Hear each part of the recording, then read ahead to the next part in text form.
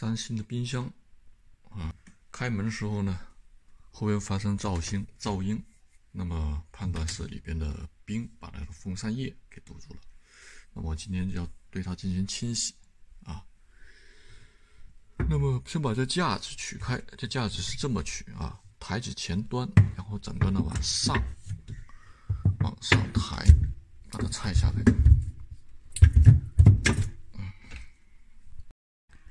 第二步呢，要把这个盖子取开啊，从下面取开下面的，这边有个螺丝，取下这个螺丝，那这里边的都是冰了啊。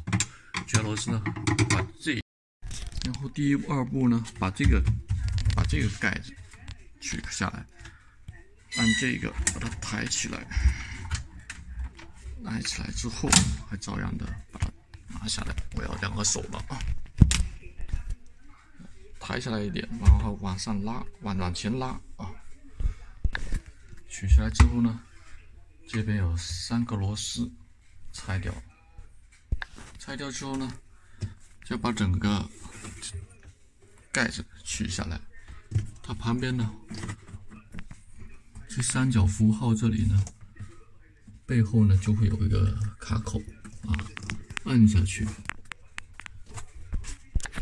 好的时候呢，里边结了冰之后，会把这个跟后边冻在一起。那么不要着急，用吹风筒吹一下吧。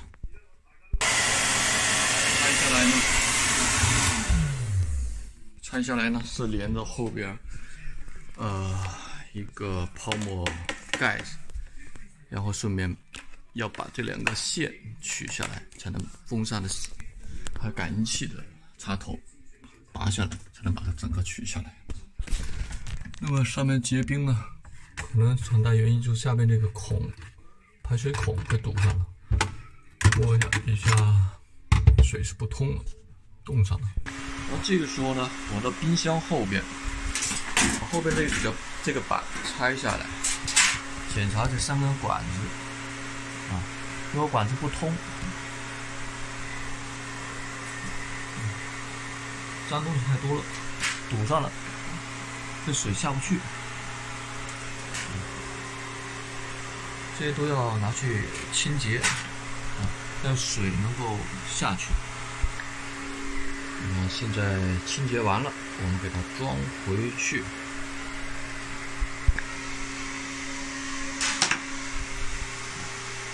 装回正确的位置。那么冰化的差不多了，要保证这个口是疏通的啊。这个冰箱呢，去年也是堵了，是整个这个管子完全给冻上了啊。我用热水给烫开了啊。今年堵呢，有可能是因为我去年没有清洁后边那个口，没有清洁后边那个排水口，可能这样的堵着。因为现在看来，它这个没有冻上。那三星的这个毛病常见，经常有人反映这个问题。那么我也不知道是设计问题还是我们使用不当啊，再观察吧。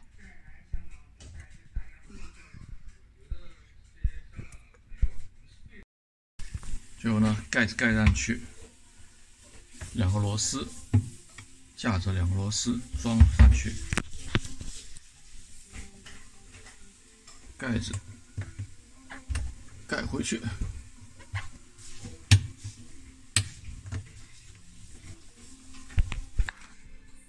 有些人呢会反映在这儿漏水，那么呢，这个漏水，有可能是进水部分，但是呢，很大可能就是因为这个冰融化的时候，因为那个排水口排不出去，从这漏出来。所以呢，要看清楚情况。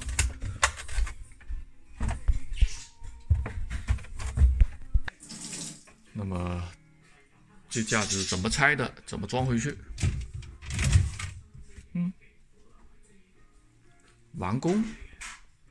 哦，忘了重要一点，做这个之前一定要把电线拔了。顺便说一下，如果你不想你冰箱漏水呢，最好把这东西加上。这里就是 Phil 大叔，这里是温哥华，谢谢大家。